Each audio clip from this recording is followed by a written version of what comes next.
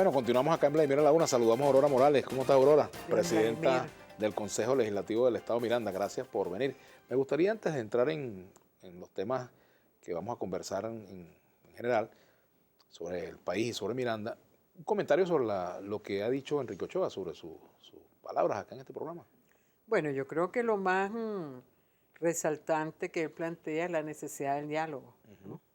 Y yo también creo que eso debe ser así. El propio Nicolás está llamando al diálogo. Podemos tener las posiciones disímiles que podamos tener, pero nos debe interesar la nación, nos debe interesar la patria, nos debe interesar el pueblo, y para poder corregir las cosas tiene que haber dos. Nosotros lo estamos haciendo, todo el esfuerzo. Y pienso que aquellos que realmente tengan ese sentido de patriotismo y que tengan esa sensibilidad frente al pueblo, deben buscar dialogar con nosotros. Hay otros que no, hay otros que van a seguir los pasos de lo que diga los Estados Unidos. Y es lamentable que ayer, ¿no?, haya sido Kerry el que haya planteado pues el diálogo con la propia canciller, en vez de ser la oposición venezolana, ¿no?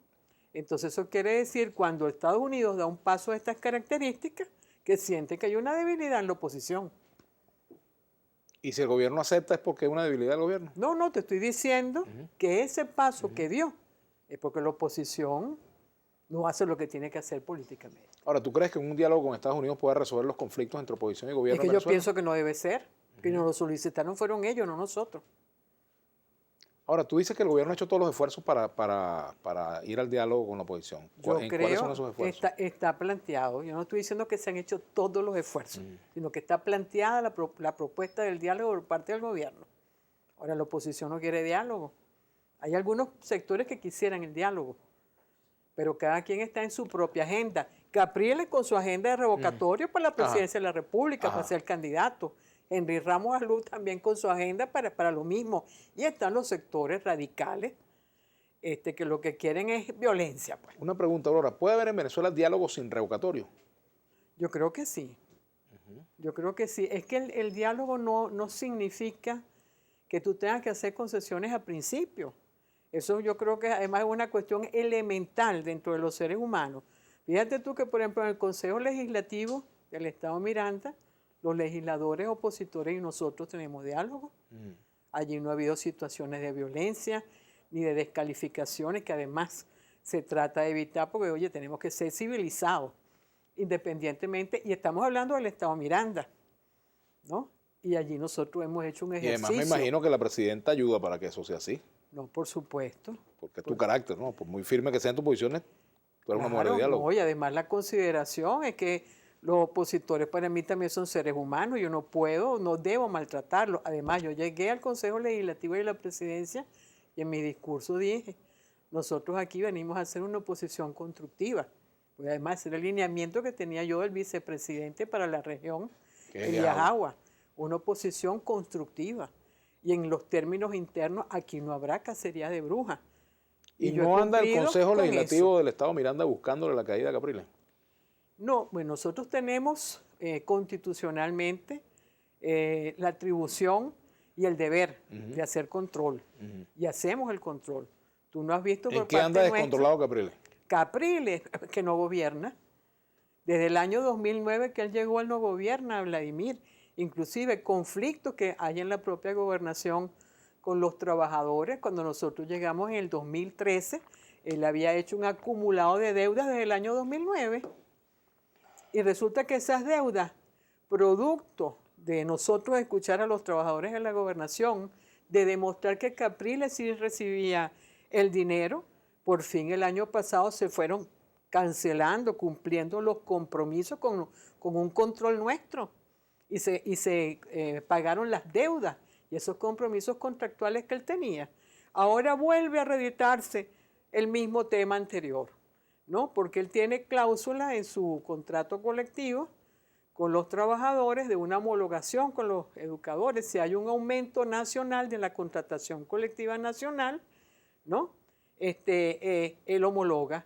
Pero él nunca homologa, él nunca toma las previsiones, es que no gobierna, él no está pendiente de las cosas. Ahora, él es el líder de la oposición o uno de los líderes de la oposición.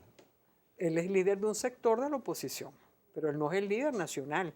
Y como te digo, en el marco del Estado Miranda, mira, y no hay atención. Nosotros ¿Quién dialogamos. para ti es el líder de la oposición? ¿Enrique Capriles, Henry Ramos? ¿Cómo? ¿Para ti quién es el líder de la oposición? ¿Henry Ramos, Capriles? No, es que ese yo creo que es Henry uno de los Falcón, problemas. Leopoldo López. Tienes diferentes liderazgos, entre comillas, con diferentes agendas. Cada quien está en pro de su propia aspiración presidencial. En el chavismo no hay varias agendas, hay una sola agenda. Allá hay una sola agenda. ¿Cuál es la agenda del chavismo hoy? La agenda del chavismo, nosotros mantener el legado del comandante Chávez. Esa es nuestra agenda. Y por eso apoyamos 100% a Nicolás Maduro. ¿Y mantener el poder? Mantener el poder pudiera ser parte de eso, pero tiene que estar en correspondencia con lo que fueron los postulados del comandante Chávez. Por ejemplo, yo oía ahora a Enrique A Ochoa. hablar de la situación que se dio en el estado Sucre ayer. Entonces él decía que eso no eran cosas preparadas, que eran espontáneas, que allí participaba Raimundo y todo el mundo.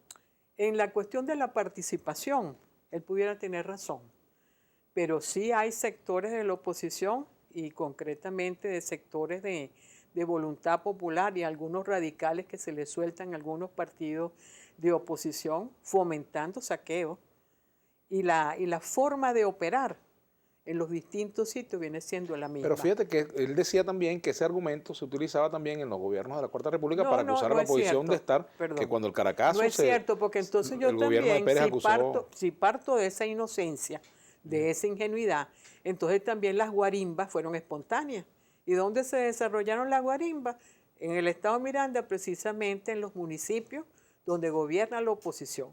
Baruta, Chacao, Atillo, Carrizal y Los Alias, ¿no? Fueron allí, en esos municipios, desarrollaron y te estoy diciendo, Vladimir, con toda la seriedad del caso, que nosotros estudiando cómo acontecen los intentos de saqueo, de tomas de vías, etcétera, en el estado Miranda, hay un sector político que lo promueve. Ahora, cuando se dice que hay sectores de la oposición detrás de esta protesta o tras esta protesta, se pretende restarle fuerza a la situación real que hay, bueno, de falta de comida, de falta de alimentos, de medicinas. No, y también hay una enorme especulación y hay papel de empresas que te llevan a ti a situaciones de esas características. Uno de estos casos es la Polar, que te estaba comentando inclusive la agenda de un candidato que ya se está moviendo, que no están interesados ni en referéndum revocatorio, ni en nada de eso, sino que están trabajando ya sus campañas electorales. ¿Puede decir el nombre? Ah, claro, José Luis Rodríguez, por ejemplo, en Miranda. Lo apoya la Polar. Y lo apoya la Polar, es evidente. O sea que la Polar no está con Primero Justicia. Eso lo vimos allá en Yare, están promoviendo su candidatura. Ahora, Aurora, ¿cómo hacer para dar un balance de todos estos años y que la revolución llegue a un momento en el cual pues el pueblo está en la calle exigiendo comida? ¿Por qué se llegó a eso? Bueno, recuérdate que tenemos una situación de la caída de los precios del petróleo. Yo lo que creo es que más bien esta debe ser una oportunidad para aquellos que realmente queremos a Venezuela, queremos la patria, y tenemos planteamientos, podemos tener planteamientos comunes, que precisamente es hacer una Venezuela productiva. No es esta la primera vez que se ha planteado la necesidad de una Venezuela que se sostenga. No que vayamos a ser autárquicos porque estamos dentro de un concierto internacional y no nos podemos aislar. No es la primera vez. A inicios de la democracia también hubo un intento y de allí se creó, por ejemplo, Pro Venezuela. Y habían dirigentes empresariales venezolanos que lo promovían y con los cuales habían alianzas tácticas, ¿no? Pero resulta que la deformación del modelo estructural económico que tenemos ha llevado a que los empresarios aquí lo que quieren es los dólares. Ahora, esta situación viene de la caída de los precios del petróleo. No es primera vez que nosotros pasamos por una situación de estas características. Esto lo podemos demostrar también con los gráficos del desarrollo de la economía en Venezuela. Fíjate tú, aquí dice Néstor Alfonso, y con esto vamos a la pausa. ¿Por qué llaman ahora vandalismo y conspiración lo mismo que llaman rebelión popular cuando se trata del 27 y 28F? No es para responder ahorita. Vamos a la pausa.